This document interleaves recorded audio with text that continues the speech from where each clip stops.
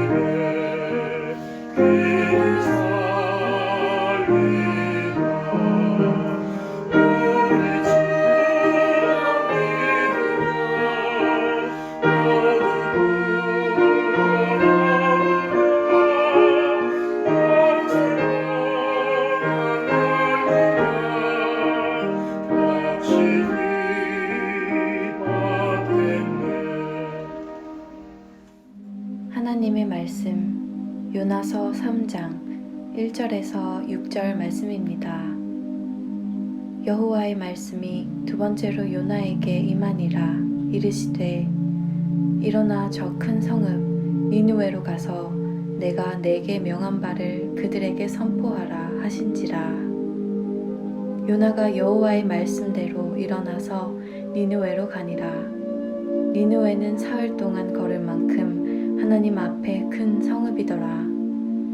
요나가 그 성읍에 들어가서 하루 동안 다니며 외쳐 이르되 40일이 지나면 니느웨가 무너지리라 하였더니 니느웨 사람들이 하나님을 믿고 금식을 선포하고 높고 낮은 자를 막론하고 굵은 베옷을 입은지라. 그 일이 니느웨 왕에게 들림에 왕이 보좌에서 일어나 왕복을 벗고 굵은 베옷을 입고 제 위에 앉으니라. 이것은 하나님의 말씀입니다. 오늘 하나님의 말씀은 요나서 3장 1절부터 10절의 말씀입니다. 어제에 이어서 계속되는 요나의 말씀입니다. 요나는 하나님께 불순종한 아주 특별한 예언자였습니다. 그러나 그는 고난 앞에서 결국은 하나님께 회개하였습니다. 회개함으로 인하여 그는 큰 물고기의 뱃속에서 3일간이나 지냈었지만, 그러나 큰 물고기가 육지에 그를 토해냄으로써 그는 구출을 받게 되었습니다. 이때에 오늘 말씀, 하나님의 말씀이 두 번째로 요나에게 임하게 됩니다. 일어나 저 큰 성읍 니느웨로 가서 내가 네게 명한 바를 그들에게 선포하라. 이 말씀을 듣고 이제 요나는 이전의 요나가 아닙니다. 바로 순종했습니다. 3절의 말씀입니다. 요나가 여호와의 말씀대로 일어나서 니느웨로 가니라. 니느웨는 사흘 동안 걸을 만큼 하나님 앞에 큰 성읍이었더라. 여기에 니느웨 성으로 갔고, 니느웨 성은 규모가 얼마나 큰가 하는 것을 보여주고 있습니다. 바로 그 고대 세계에서 사흘 동안이나 걸어 다녀야 할 만큼 성이 크다고 하는 것은 대단한 것이죠. 조선 왕조가 사실은 최근의 왕조인 것이죠. 그런데 우리들이 조선 왕조의 성을 따라서 돈다고 한다면 며칠 걸리겠습니까? 신 반나절이면 다 될 것입니다. 그런데 사흘 동안 걸을 만큼 성읍이 컸다고 하는 것입니다. 이와 같은 성경의 보도에 대해서 18세기까지는 고고학자들이 이것은 발견되지 아니했기 때문에 가상의 도시라고까지 이야기를 했습니다.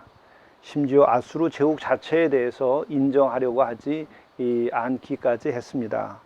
그러나 1817년 레이어드라고 하는 영국의 학자가 발굴을 하게 됩니다.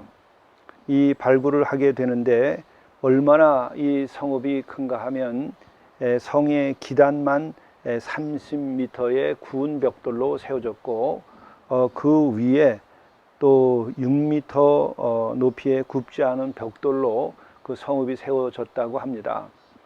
그리고 그 성의 위에는 쌍두마차가 2대가 왕복할 수 있을 정도의 커다란 성벽으로 만들어져 있었다고 하는 것입니다. 이것을 통해서 아시리아 제국이 얼마나 강대하고 컸는가 하는 것을 확인할 수 있게 된 것이죠. 그리고 뿐만 아니라 그 성읍 안에는 30채가 넘는 사원들이 금과 은으로 치장된 채 땅에 묻혀 있었다고 합니다. 이것을 통해서 니느웨 성이 드디어 세상에 드러나게 된 것이죠. 바로 이와 같은 이 아수르 제국의 수도 니느웨, 당시의 이방 나라 가운데에서 가장 강대하고 큰 이방 나라입니다.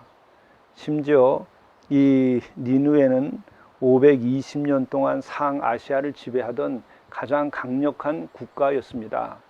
남아시아 쪽은 이집트가 지배해 왔던 것이죠, 주로. 그런데 바로 이 아수르 제국은 이스라엘에 대해서도 대단히 적대하던 그런 제국이었습니다. 그러나 하나님의 뜻은 어디에 있는가? 바로 그런 제국이라 할지라도 하나님의 손안에 있는 것이고, 또 아무리 강대하여도 하나님의 통치 아래 있는 것이고, 또 그렇게 이스라엘에 대하여 적대하는 나라라 할지라도 하나님께서는 그들이 회개하여 하나님께로 돌아오기를 원하고 있다는 것을 보여주고 있는 것입니다. 결국 요나는 하나님의 말씀에 순종을 해서 성읍에 들어가서 하루 동안 다니며 외쳤습니다. 여기서 하루 동안 다니며 외쳤다고 하는 것에 의미가 있습니다. 이틀, 사흘, 나흘, 일주일, 1년 이렇게 오랫동안 회개하라고 외친 것이 아니고 하루 동안 외쳤음에도 불구하고 그들이 바로 회개하게 되었다는 것이죠. 요나가 그 성읍에 들어가서 하루 동안 다니며 외쳐 이르되 40일이 지나면 니느웨가 무너지리라 했더니 니느웨 사람들이 하나님을 믿고 금식을 선포하고 높고 낮은 자를 막론하고 굵은 베옷을 입은지라. 그 일이 니느웨 왕에게 들림에 왕이 보좌에서 일어나 왕복을 벗고 굵은 베옷을 입고 제 위에 앉으니라. 모든 백성들로부터 시작해서 왕에 이르기까지 그 하루 선포를 했는데 그 회개하라고 하는 말씀에 따라서 모든 사람들이 회개했다고 하는 것입니다. 여기에서 우리는 이 니느웨 사람들이 회개하는 과정을 또한 보여줍니다.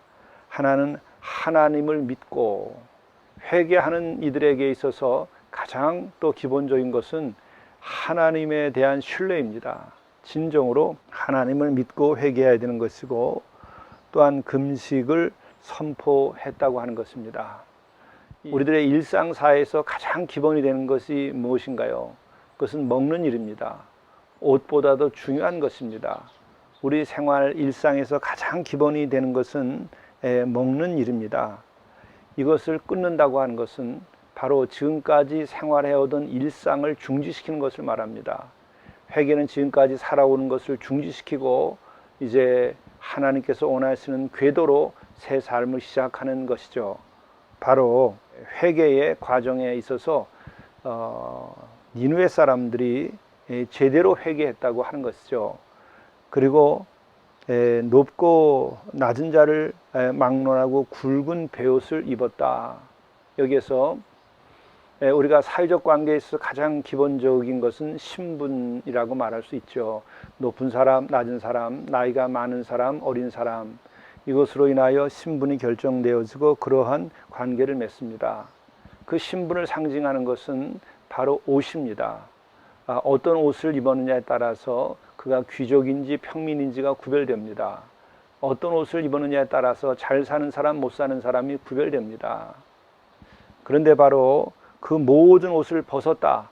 이것은 일상의 삶 가운데 지금까지 유지되던 그 인간이 형성해 놓은 사회, 그 바로 사회를 다 해체시키고 바로 본래 자신에게로 돌아가는 것이죠. 하나님 앞에서는 죄인이라고 하는 것을 깨닫고 베옷을 입은 것입니다. 바로 우리는 세상을 살면서 내가 높은 위치에 있든지 낮은 위치에 있든지 상관없이 항상 베옷을 입은 마음으로 우리 인생을 살아야 됩니다. 그럴 때 우리는 신분을 넘어서서 하나님 앞에 죄인이요 또한 구원받은 죄인이요 은혜 가운데 있는 존재임을 깨달아 알게 되지요. 바로 이 회개의 과정을 니느웨 사람들이 너무나 잘 보여주고 있습니다. 하나님을 믿고 금식을 선포하고 높고 낮은 자를 막론하고 굵은 베옷을 입었다. 이것이 또한 왕까지 이르러 왕조차도 굵은 베옷을 입었다는 거죠. 세상에서 왕이어서 왕관을 쓰고 왕복을 입습니다. 그것이 아무런 의미가 없는 것입니다. 하나님 앞에서는. 그리고 누구나 죄인이요 또한 그것을 회개할 때에 구원함을 받는다고 하는 믿음을 가진 것이죠. 이 놀라운 일이 일어나게 됐습니다. 이것은 또한 성경이 무엇을 염두에 두고 이러한 말씀을 선포하는 것일까? 그것은 바로 이스라엘의 많은 예언자들이 왔는데 이스라엘의 그 선민이라고 하는 이들, 거룩한 백성이라고 하는 이들, 그들이 회개하지 아니하였습니다. 여호와를 찾으라 하여도 찾지 아니하였습니다. 집을 나간 탕자처럼 그들이 살았습니다.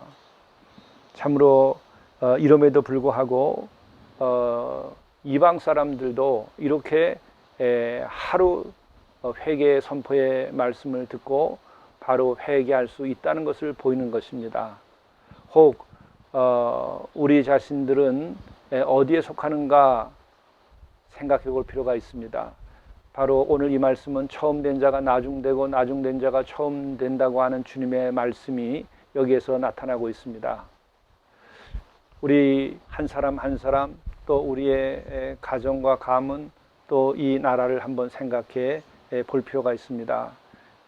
우리 대한민국 이 나라는 나중된 자가 처음 된 경우에 속하는 것입니다. 우리는 늦게 주님을 영접한 백성들입니다. 그런데 지난 100년 동안에 우리는 그 늦게 믿었지만은 나중된 자가 처음 되는 영광을 누렸습니다.